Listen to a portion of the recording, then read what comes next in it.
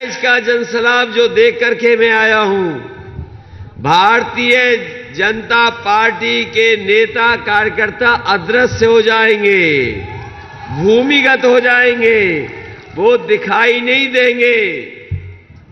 और इसलिए क्योंकि भारतीय जनता पार्टी ने जनता से झूठ बोला। बताओ, भारतीय जनता पार्टी ने जनता से झूठ बोला कि नहीं बोला? इनके नेताओं के अगर भाषण सुनोगे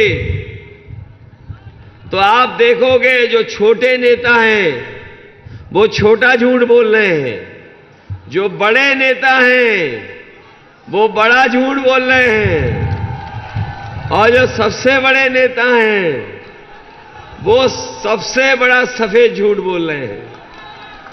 बताओ, बीजेपी के लोग झूठ बोलते हैं कि नहीं बोलते?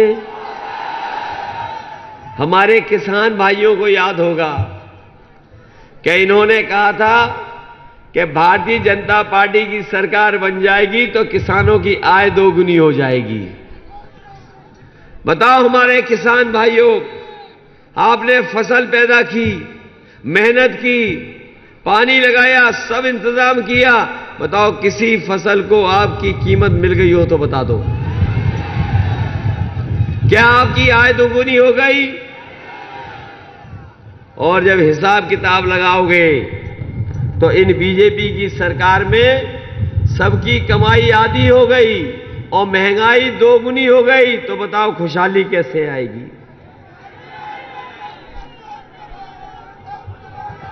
अभी धान जब खरीद हुई होगी तो बताओ धान की क्या कीमत मिली आपको? लूटा गया कि नहीं लूटा गया? ये नौजवान ठीक कह रहा है, 800 रुपए में बिक गया धान।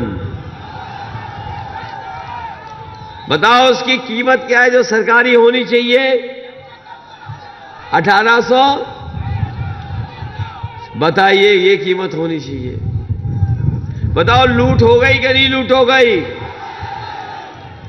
और ये वही लोग हैं जो कहते थे हवाई चप्पल वाले हवाई जहाज में बैठेंगे,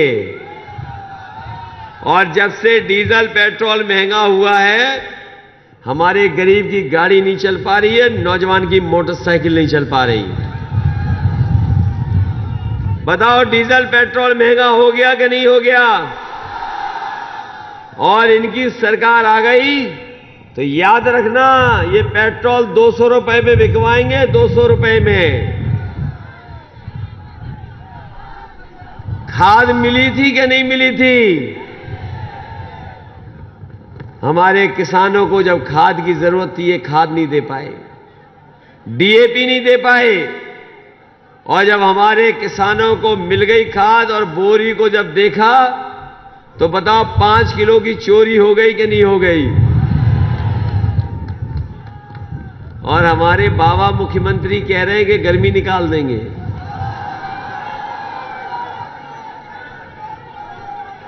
बताओ किसानों को खाद नहीं दे पाए, डीएपी नहीं दे पाए, और तार लगाने पड़ रहे कि नहीं लगाने पड़ रहे खेतों में। और हमारे मुख्यमंत्री जी का प्रिय जानवर है ये, इसको सांड मत बोलिए।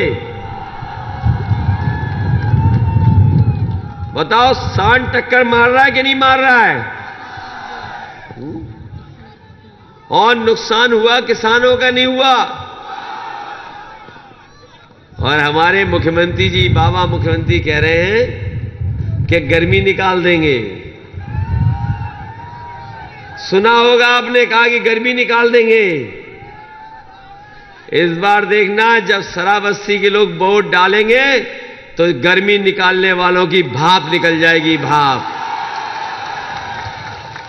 बताओ भाप निकालोगे कि नहीं निकालोगे इनकी? और जब से वोट पड़ा है पहले चरण में जैसे ही वोट पड़ा, भारतीय जनता पार्टी के नेता कार्यकर्ता ठंडे पड़ गए। और जब आज वोट देखेंगे शाम को कितना पड़ गया, लखनऊ में, लखीमपुर में, पीलीभीत में, रायबरेली में, इनके कार्यकर्ता नेता सुन्न पड़ जाएंगे, सुन्न। इनकी गाड़ियों से झंडे उतर गए कि नहीं उतर गए? इनके मकानों से भी झंडे उतर गए अब बीजेपी के। और जिस समय श्रावस्ती के हमारे गरीब किसान नौजवान वोट डालेंगे, भारतीय जनता पार्टी शून्य रह जाएगी या कोई खाता नहीं खुलने वाला।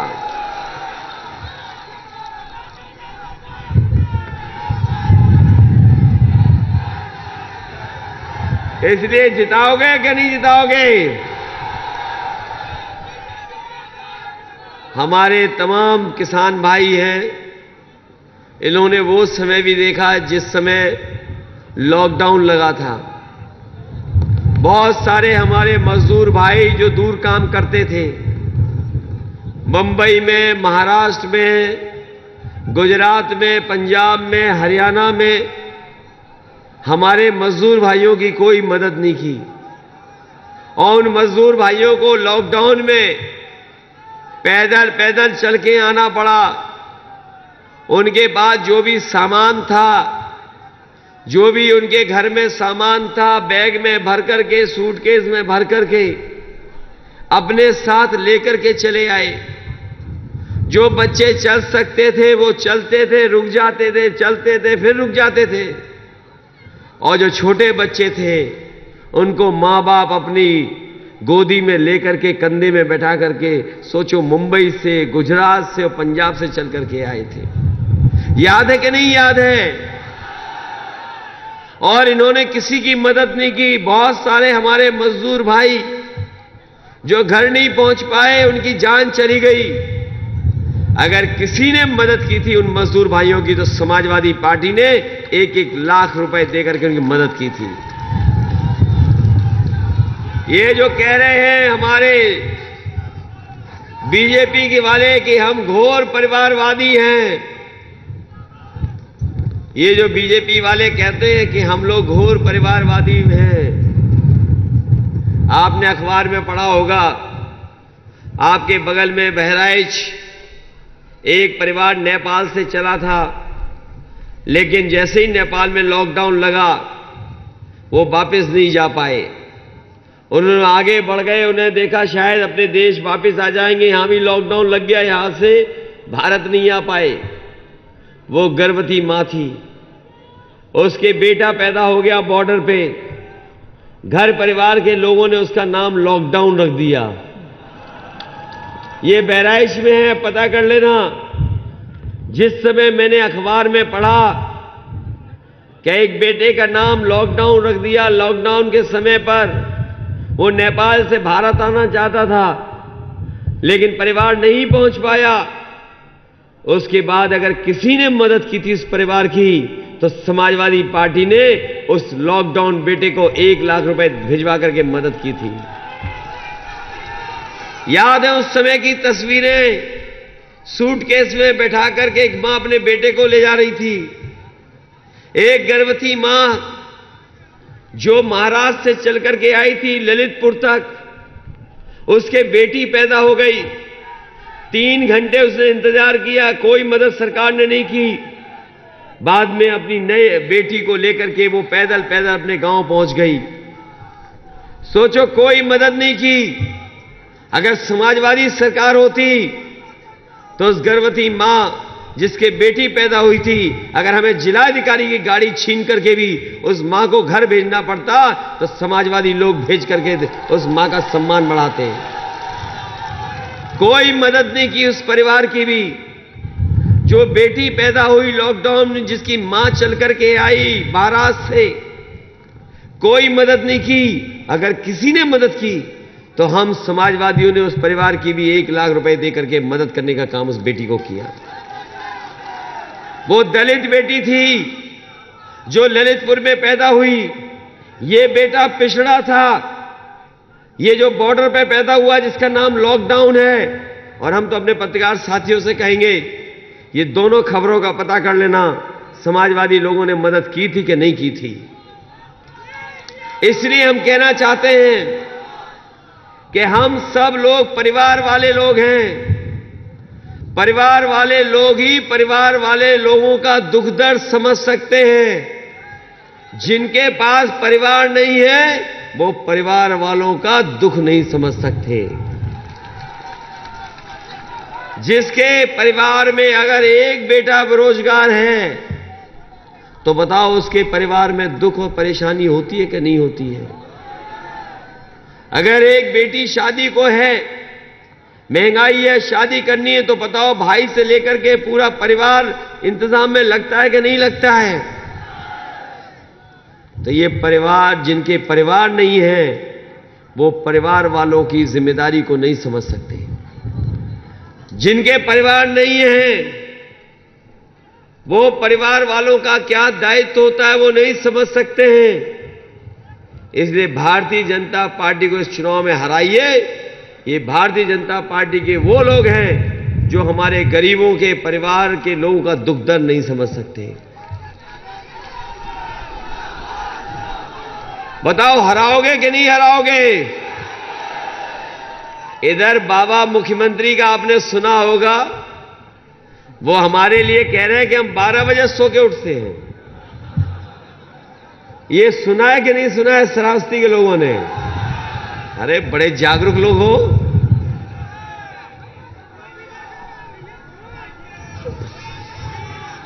ये जो बाबा मुख्यमंत्री जगह जगह कह रहे हैं कि 12 बजे हम सो के उठते हैं, जब से उन्होंने कहा कि 12 बजे मैं सो के उठता हूं, हमने उन पे भी नजर रखना शुरू कर दिया है। और ये हमारी पार्टी के लोग जानते होंगे, उनका घर हमारा घर एक ही दीवार है। इधर जब से मैंने नजर रखना शुरू किया है, कभी कभी शाम को धुआं उड़ता नजर आता है वहां। और अभी कुछ दिन पहले मैंने कुछ पुताई वालों को जाते देखा। मैंने पूछा पुताई वालों से कि कहां जा रहे हो, तो वो कह रहे कि मुख्यमंत्री आवास में जो धुएं के धब्बे लग रहे हैं उन पे पुताई करने जा रहे हैं। सोचो बाबा मुख्यमंत्री ने तैयारी कर ली कि नहीं कर ली जाने की? ये जो गर्मी निकालते फिर रहे हैं, इस बार श्रावस्ती के नौजवान बोट डाल के साइकिल पर इनकी भाप निकाल देंगे। बताओ भाप निकालोगे कि नहीं निकालोगे? इसलिए समाजवादी पार्टी के पक्ष में हम आपसे निवेदन करने आए हैं और अपील करने आए हैं कि हमारे दोनों प्रत्याशी हैं, हमारे समाजवादी पार्टी के दोनों प्रत्याशी जो चुनाव लड़ रहे हैं, उनकी मदद करना, पूरी मदद करना, दोनों सीटें जिताना, क्योंकि हम लोग आपकी मदद करने जा रहे हैं। हम लोग जनता की सेवा करना चाहते हैं। समाजवादी पार्टी ने तय किया है, सरकार बनेगी तो 300 यूनिट बिजली फ्री होगी, आपको कोई पैसा नहीं देना पड़ेगा, बिल नहीं देना पड़ेगा। न केवल 300 यूनिट बिजली फ्री होगी, बल्कि हमारे किसानों की सिंचाई पूरी की पूरी माफ होगी, उन्हें भी कोई बिल नहीं देना पड़ता है। बताओ जब से भारतीय जनता पार्टी आई है, इन्होंने महंगाई बढ़ाई कि नहीं बढ़ाई? और जब बिजली का बिल आता है तो करंट लगता है कि नहीं लगता है?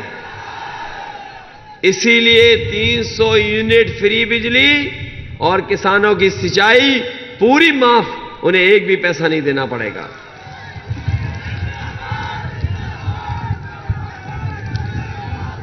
इसलिए मदद करिए। ये हमारे 69,000 वाले जानते होंगे। बताओ 69,000 वालों, कितना लड़ना पड़ा आपको? आपको जेल जाना पड़ा, पिटाई खानी पड़ी, मुख्यमंत्री आवास गए तो लाठी पड़ी लाठी कि नहीं पड़ी? याद है कि नहीं याद है? तो वोट इनके खिलाफ डालोगे कि नहीं डालोगे? हम आपको भरोसा दिलाते हैं, जो आपके साथ भेदभाव हुआ है, जो आरक्षण में गड़बड़ी हुई है, आप लोगों को नौकरी देने का काम और आरक्षण को सुधारने का काम समाजवादी लोग करेंगे।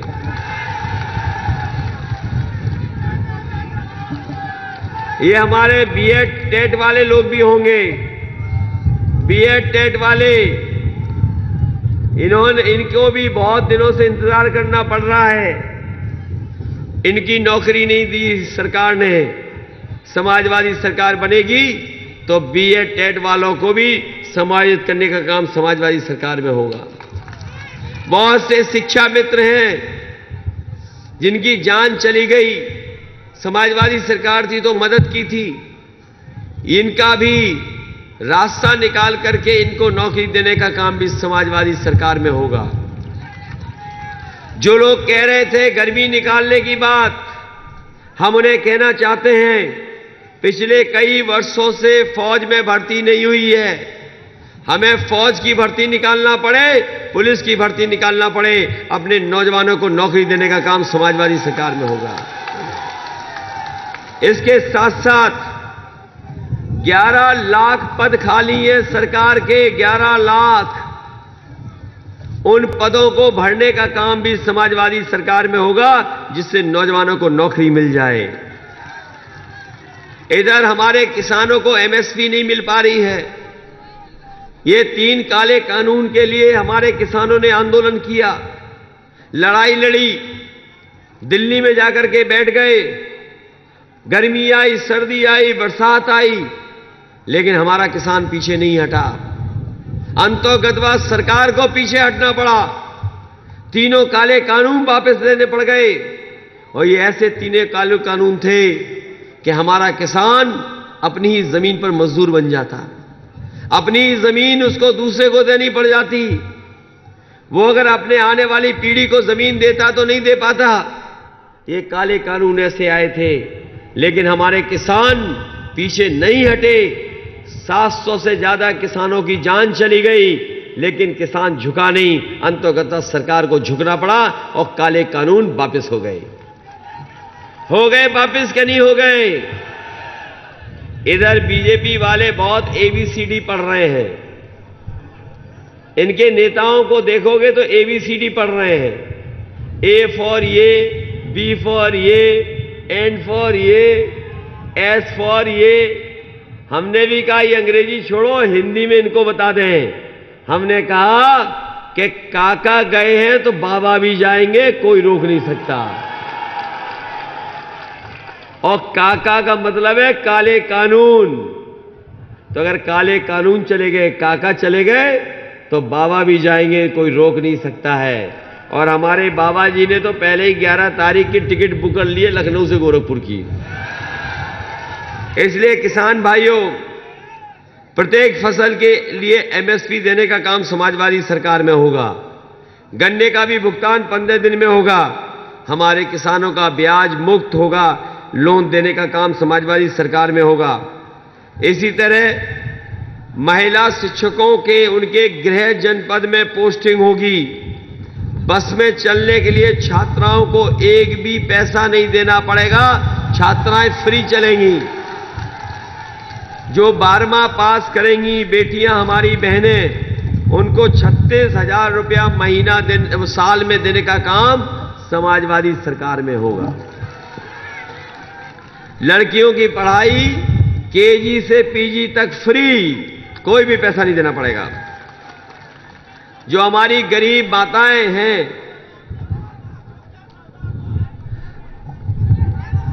जो हमारी गरीब माताएं हैं, उनकी मदद समाजवादी पेंशन से कर रहे थे, समाजवादी पेंशन से मदद कर रहे थे। इस बार समाजवादी सरकार बनेगी तो 500 नहीं, हमारी गरीब माताओं बहनों को 1,500 रुपया महीना और साल का 18,000 रुपए देने का काम समाजवादी सरकार में होगा। इधर महंगाई बहुत बढ़ गई है। शहर में गरीबों को भोजन कराने के लिए, गरीबों के खाने के लिए एक समाजवादी थाली दी जाएगी जो 10 रुपए की होगी, जिससे हमें गरीबों की मदद कर सकें। इसके साथ साथ जो डीजल पेट्रोल महंगा हुआ है, सभी 2 पहिया वाहन मालिकों को प्रतिमाह 1 लीटर पेट्रोल फ्री दिया जाएगा। और जो ऑटो रिक्शा चलाते हैं उन्हें प्रतिमाह 3 लीटर पेट्रोल या 6 किलो सीएनजी भी मुफ्त दी जाएगी। उनसे भी कोई भी पैसा नहीं लिया जाएगा। जहां ये बड़े बड़े फैसले समाजवादियों ने लिए हैं, वहीं ये भगवान बुद्ध की धरती है। यहां न केवल भारत के बल्कि भारत के आसपास के श्रीलंका के, साउथ कोरिया के और जगह जगह के लोग आकर के यहां पर कारोबार और टूरिज्म के बहाने यहां पर आते हैं। मैं आपको भरोसा दिलाता हूं कि पर्यटन के क्षेत्र में भी अगर हमें बढ़ावा देना पड़ेगा, मदद करनी पड़ेगी, तो समाजवादी सरकार बनने पर पर्यटन को बढ़ा करके, साथ ही साथ हम कहना चाहते हैं जो पुलों के निर्माण होने हैं, समाजवादी सरकार बनेगी तो आपको याद होगा कि हमने बड़े बड़े पुल और बड़े बड़ी सड़कें बनवा दी थी। ये जो श्रावस्ती को जोड़ने वाली सड़क किसी ने नहीं मांगी थी समाजवादी पार्टी से। बताओ किसी ने मांगी हो तो बता दो। हम लोगों ने अपने आप दे दी और सड़क बनकर के तैयार हो गई। बिजली की व्यवस्था सुधारनी थी,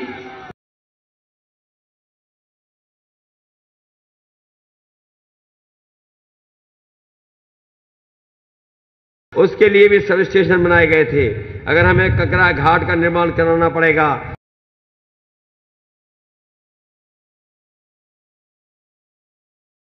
सिसवारा का अभी दे देंगे, ससवारा का अगर घाट का निर्माण कराना पड़ेगा तो वो भी कराने का काम समाजवादी सरकार में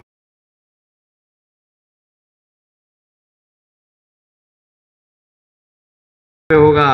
वहीं हम अपने महिलाओं की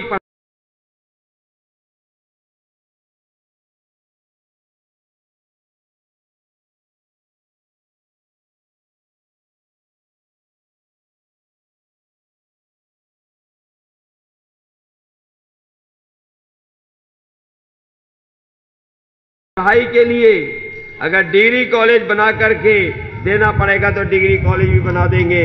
वहीं अगर गरीबों के लिए, किसानों के लिए ट्यूबवेल सिंचाई के लिए देना पड़ेगा तो वो भी दे देंगे। वहीं हम श्रावस्ती को अपने भरोसा दिलाना चाहते हैं कि अगर भिंगा श्रावस्ती में संभावनाएं होंगी कि अगर कागज बनाने का कारखाना लग सकेगा तो संभावनाओं को देखते हुए अगर हमें बजट से अलग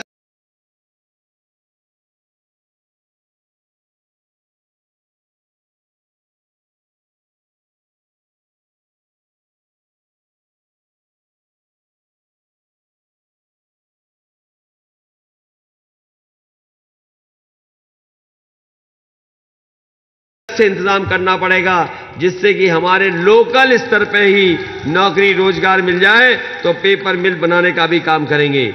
जो हमारा अस्पताल है उसको सुविधाएं दे करके गरीबों का इलाज हो जाए और अस्पताल को इतना बड़ा करके कि भविष्य में वो मेडिकल कॉलेज का रूप ले ले, उसके लिए भी मदद समाजवादी सरकार में हम लोग करने का काम करेंगे। लड़कियों की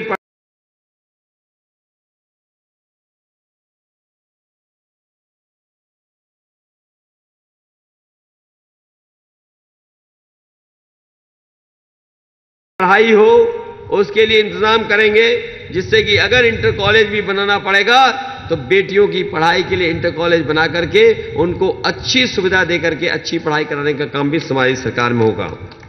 इधर नलकूप सिंचाई को लेकर के मैंने कह ही दिया है। वहीं मैं कहना चाहता हूं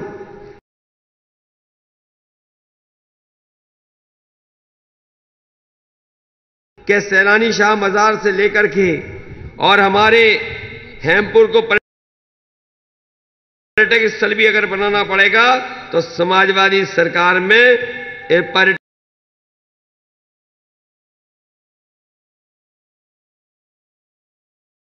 को बढ़ाने के लिए तमाम जगह जो यहां पर हैं उनको अच्छी तरह डेवलप करने का काम समाजवादी सरकार में होगा।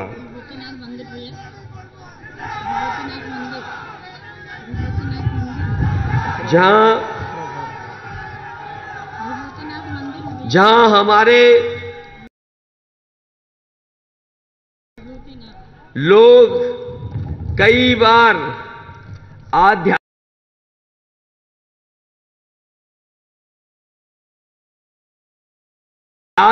के लिए या यहां के लोकल स्तर के अलावा बाहर से लोग भी कभी कभी विभूतिनाथ मंदिर के दर्शन करने आते हैं। अगर उस स्थान को भी पर्यटन स्थान बनाना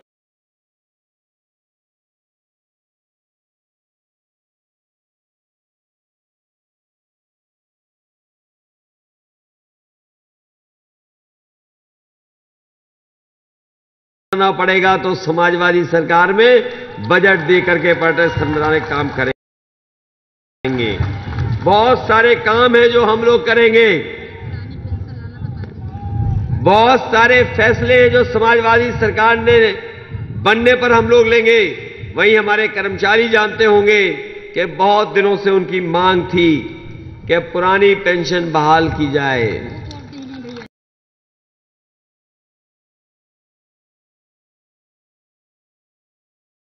पुरानी पेंशन बहाल करने का काम भी समाजवादी सरकार में होगा।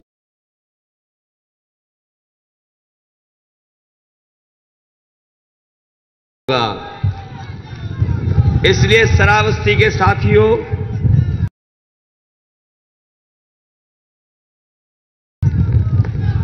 दोनों विधानसभा के हमारे उपस्थित किसान भाई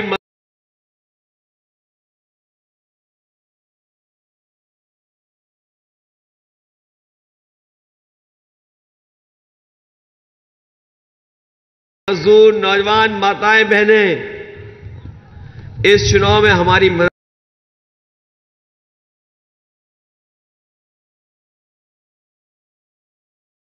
करना। बताओ मदद करोगे कि नहीं करोगे? एक हमारे ही साथी छोड़ के चले गए जिन्हें टिकट दिया था,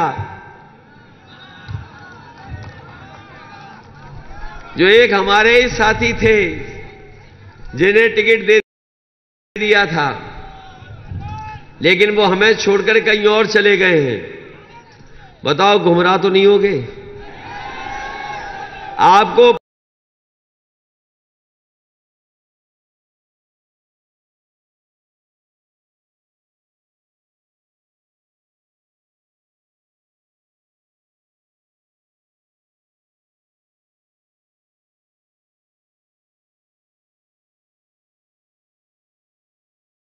पूरा उत्तर प्रदेश के हिसाब किताब पता होगा कि कहां सरकार बनने जा रही है। बताओ मुकाबले में कौन है आज?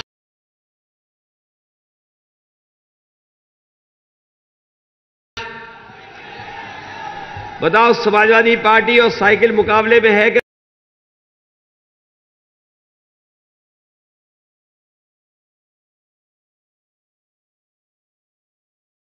नहीं है। बताओ बसपा है कहीं मुकाबले में? और बसपा मुकाबले में भी कैसे होगी जब बीजेपी वाले वो नेता जो थूक करके पर्चे बांट रहे थे वो वोट उनके लिए बांट रहे हैं। पढ़